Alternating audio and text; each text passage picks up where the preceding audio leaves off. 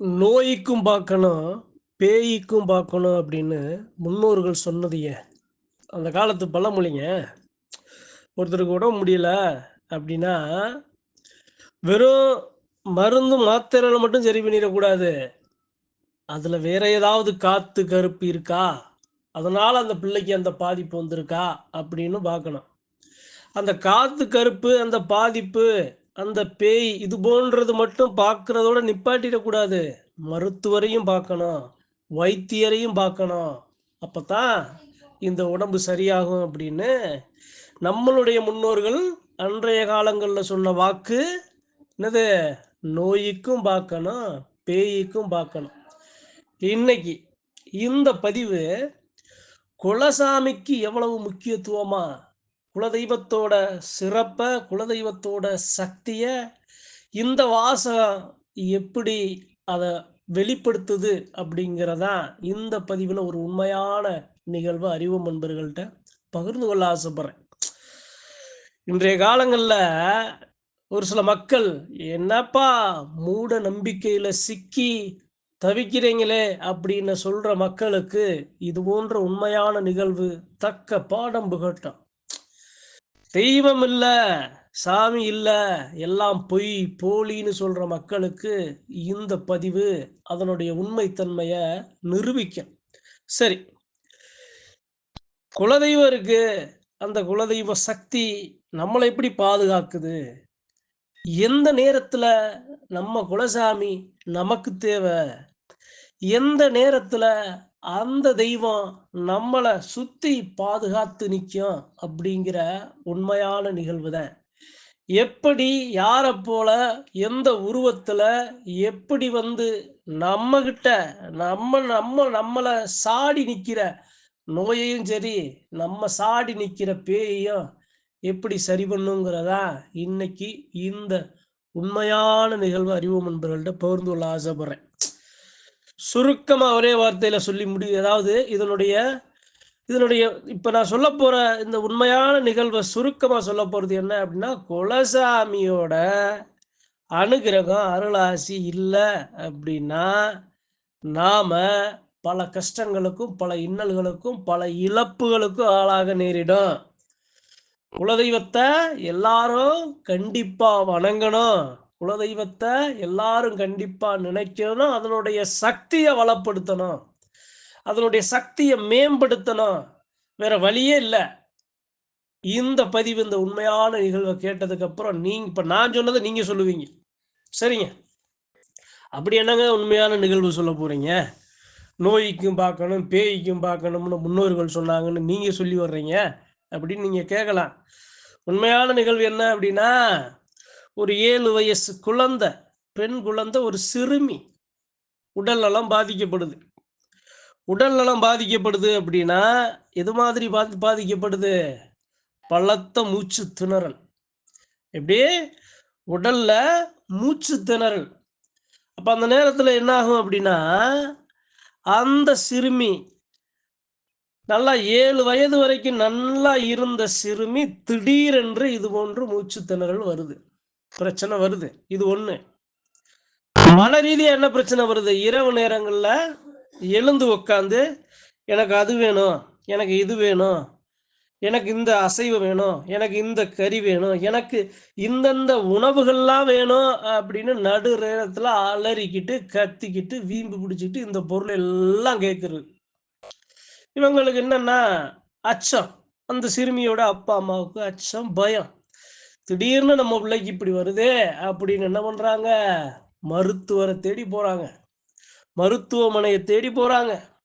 மருத்துவர்கள் நல்லா பார்க்குறாங்க. பிள்ளைய உடம்புல இருக்கிற எல்லா பிரச்சனைகளையும் சரி பண்ணிடுறாங்க. மூச்சு திணறலும் சரியாகுது. 1 மாசம் கழிச்சு மறுபடியும் அந்த மூச்சு திணறல் வருது. அந்த சிறுமி மறுபடியும் பிதற்ற ஆரம்பிக்குது. மறுபடியும் மருத்துவமனை போறாங்க. மருத்துவர் அதுக்கு சரியான மருந்து, பிள்ளைகளுக்கு என்ன தேவை எல்லாத்தையும் சரி பண்ணி குடுக்குறாங்க. மறுபடியும் அந்த மூச்சு திணறல் வருது, அந்த புலம்பல் வருது, அந்த பிதற்றல் வருது. அப்ப அந்த 3வது முறை அந்த இடத்துல மருத்துவர்கள் மிகவும் கஷ்டப்படுறாங்க. மிகவும் கஷ்டப்பட்டு அந்த பிள்ளைய, அந்த பெண் பிள்ளைய காப்பாத்தணும். அப்படிங்கிற பட்சத்துல மிகவும் கஷ்டப்படுறாங்க. ஆனா, அந்த இடத்துல அவர்களே இல்லங்க இனிமேல் இந்த பிள்ளைய காப்பாத்த முடியாதுன்னு அவங்க அப்பா, அம்மாட்ட சொல்றாங்க. இனிமேலு இந்த பிள்ளைய, இந்த சிறுமிய காப்பாத்த முடியாதுங்க. மூச்சு திணறல் அதிகமாயிருச்சு. நாடி துடிப்பு குறைஞ்சிருச்சு. இனி இனி பிரயோஜனம் இல்ல. நீங்க கொஞ்சம் மனச தைரியப்படுத்திக்கங்க அப்படின்னு அந்த மருத்துவர் சொல்றாங்க. அப்ப அந்த பெண்மணியோட அப்பா இருக்கார்ல, அவர் மேல சாமி ஒரு கணம் நிக்குது. எப்படி நிக்குது? கோவமா, உக்கிரமா, ஆக்ரோஷமா அந்த மருத்துவர்கள், அந்த பணி செய்றவங்ககிட்ட அவர் பேசுறாரு. அவர் பேசல, அவர் மேல இருக்கிற சாமி பேசுது. ஐயா! இவ்வளோ காலம் என் பிள்ளைய நீங்க பார்த்து குடுத்தீங்க. சரி. உங்களுக்கு நான் காலத்துக்கு நன்றி கடனா இருப்பேன். ஆனா, இப்ப நீங்க இந்த வார்த்தைய சொல்றது எனக்கு கோவம் வருது. இந்த வார்த்தைய நீங்க சொல்லக்கூடாது. உங்களால முடியும். உங்களால என் பிள்ளைய காப்பாத்த முடியும் அப்படின்னு அந்த மருத்துவர்ட்ட அந்த சிறுமியோட அப்பா எதிர்த்து வாக்குவாதம் பண்றாரு. அப்ப அவங்க சொல்றாங்க, "முடிந்த அளவு முயற்சி பண்ணிட்டோம். பிள்ளைக்கு உடம்புல இடுப்புக்கு கீழ இடுப்புக்கு மேல உடம்பு ரொம்ப குளிர்ச்சியா மாறுது. ரொம்ப நாடி துடிப்பெல்லாம் ரொம்ப ரொம்ப ரொம்ப மிகவும் குறைவாயிருச்சு. உணவு ஆகாரம் இந்த இந்த 1 வார காலமா அந்த பிள்ளை எடுக்கல. அந்த பிள்ளையோட நிலை ரொம்ப மோசமா இருக்குங்க ஐயா. அதனால தான் உங்க மனச கொஞ்சம் பலப்படுத்திக்கங்கன்னு நாங்க சொல்றோம்." சொன்ன உடனே அவருக்கு கோவம். "அது எப்படி நீங்க சொல்லலாம்? என் பிள்ளை எனக்கு வேணும். என் குழந்தை எனக்கு வேணும். என் குழந்தை உயிரோட என்னால மறுபடியும் மீட்டு எங்களால கொண்டு வர முடியும். நான் என் பிள்ளை பக்கத்துல நான் நிக்கிறேன். நீங்க பார்க்கிறத பாருங்க. என்னைய அனுமதிங்க. நீங்க மருத்துவம் பார்க்கிற அந்த இடத்துல நீங்க என்னைய அனுபவிங்க. என்னைய அனுமதிங்க. என் பக்கத்திலேயே என் பிள்ளை பக்கத்திலேயே இனி வர்ற காலங்கள்ல என் 10 நாளோ, 15 நாளோ என் பிள்ளை பக்கத்திலேயே நான் இருக்கேன். என்னைய நீங்க அனுமதிங்கன்னு சொல்றாரு. அவர் மேல சாமி அந்த கணம் நின்றுச்சு. நின்னவனா அவங்களும் பரிதாபப்பட்டு, சரி ரொம்ப இந்த மாரி கண்ணீர் விடுறாரு. கோவப்படுறாரு. தான் பிள்ளைய இழந்துருவோம்னு ரொம்ப ரொம்ப வேதனையில துடிக்கிறாரு. சரி, பெரிய மருத்துவர் என்ன ஏதுன்னு பக்கத்துல கேட்டுட்டு, இவர பக்கத்துல அந்த குழந்தை பக்கத்துல அம்மா அவங்களுக்கு பதிலா அப்பா அவங்கள உட்கார வைங்க அப்படின்னு அந்த இடத்துல மருத்துவர் சொல்லிடுறாங்க. அனுமதிச்சுறாங்க. அவர் மேல ஜாமீன் வந்துருச்சு. அந்த குழந்தை படுத்த படுக்கையா இருக்கு. அன்று இரவு அவர் உட்கார்ந்திருக்காரு. அந்த குழந்தை பக்கத்துல உட்கார்ந்திருக்காரு. அப்ப இப்ப வரைக்கும் நோய்க்கு பார்த்தவங்க இப்ப வரைக்கும் நோய்க்கு பார்த்தவங்க அப்ப தெரியுது பேயும் சாடி நிக்குது அப்படின்னு. எப்ப? அதனாலதான் அந்த சாமி நான் என் பிள்ளை பக்கத்துல நான் நிக்கிறேன். என்னை அனுமதிங்கன்னு சொல்ல காரணம் என்ன அப்படின்னா, அந்த சாமிக்கு தெரிஞ்சிருச்சு இதை எப்படி சரி பண்ணணும்னு. அந்த சாமி முடிவெடுத்துருச்சு மேல இருக்கிற அந்த காத்து கருப்ப அதை நம்ம எடுத்து வெளியே பிடுங்கி எரிஞ்சாதான் அந்த பிள்ளைய காத்து கொடுக்க முடியும்னு சாமி அந்த குலசாமி நாம வணங்குற குலசாமி அவர் மேல அவங்க அப்பா மேல நின்று அந்த பிள்ளையோட தலைமாட்டத்துல உட்காந்துருச்சு. அன்று இரவு 12 மணிக்கு மேல காலையில பிள்ளை படுத்த மாணிக்கா நாடி துடிப்பு உடம்புல எந்த ஒரு அசைவும் இல்லாம ஆகாரம் எதுவுமே இல்லாம இருந்த பிள்ளை சரியா 12 மணிக்கு எந்திரிச்சு உட்காந்து மூச்சு திணறலோட எனக்கு அசைவம் வேணும், எனக்கு இந்தந்த பொருட்கள் வேணும்னு அவங்க அப்பாட்ட கத்தி வீம்பு பிடிச்சு அலறி அந்த இடத்துல வீம்பு.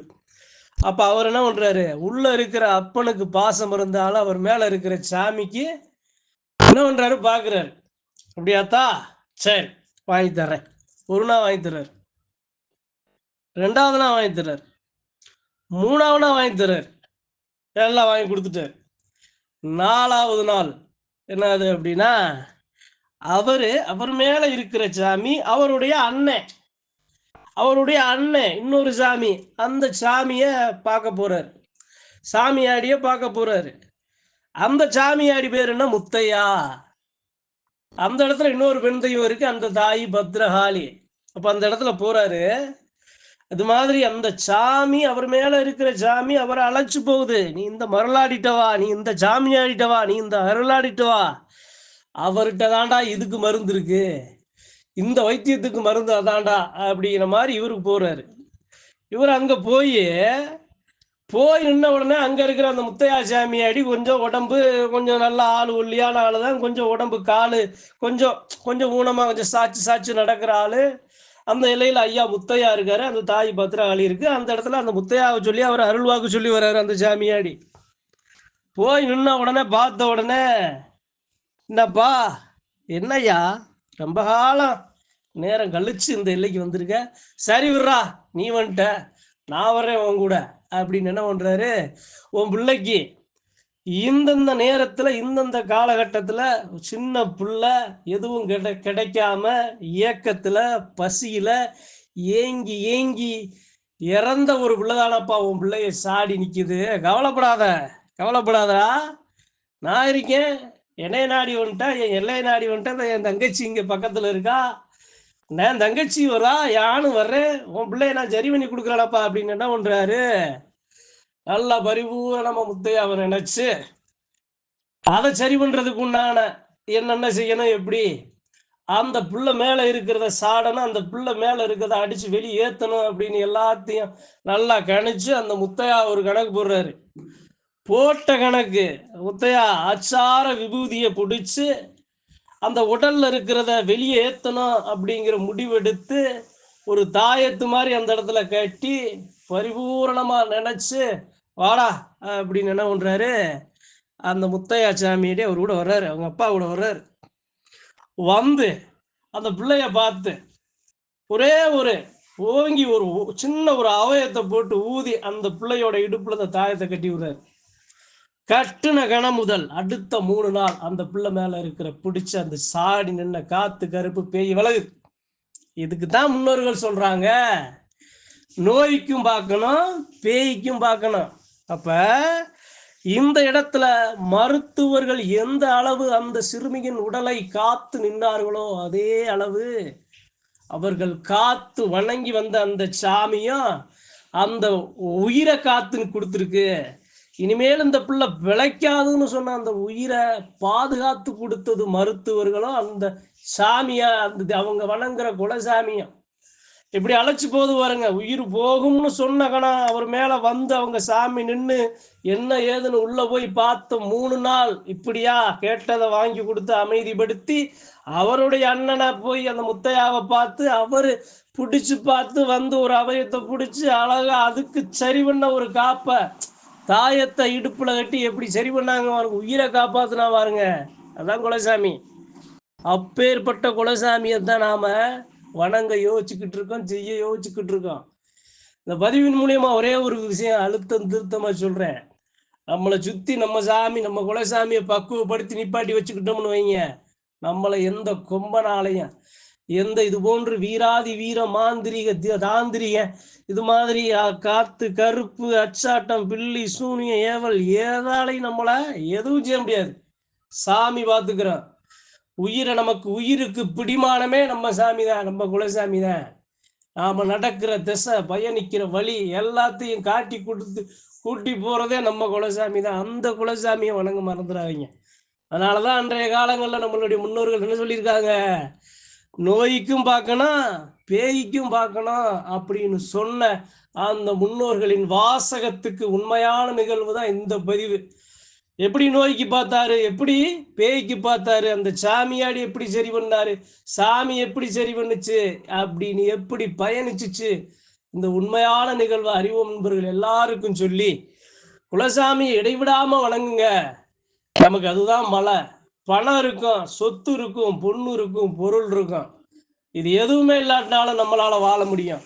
ஆனா நம்மளுடைய மனம் உளவியலா நம்ம பாதிக்கப்பட்டோம், நம்மளுடைய புத்தி தடுமாறிடுச்சு, நாம அணு குலைஞ்சிட்டோம், செய்யற எண்ணம் செயல்ல திசை மாறிட்டோம் அப்படின்னா அந்த வாழ்க்கையை வாழ முடியாது. கண்ணீர் தான் மிஞ்சம், ஒவ்வொரு நொடியும் நம்மளால கிடக்க முடியாது. இது எல்லாத்தையும் சரி பண்ணி கொடுக்கறதா நாம வணங்குற குலசாமி. அந்த தெய்வத்தை பரிபூரணமா எல்லா மக்களும் வணங்கி இடைவிடாம வணங்கி வரணும், நம்பிக்கையோட மலை போல வணங்கி வரணும். அப்படி வணங்கி வர்ற மக்களுக்கு அந்த சாமி இது போன்று அலட்சகனா பேய்க்கும் பார்த்து நம்மளை சுத்தி இருக்கிற சுற்றுச்சூழலை பாதுகாப்பா தாயின் கருவறை போல வச்சுக்கிறோங்கிறது உண்மையான சத்தியமான உண்மைன்னு சொல்லி இந்த பதிவை அனைத்து மக்களுக்கும் பகிர்ந்து கொள்ள ஆசைப்பட்டேன். நன்றி, வணக்கம். மற்றும் ஒரு பதிவில் சந்திப்போம்.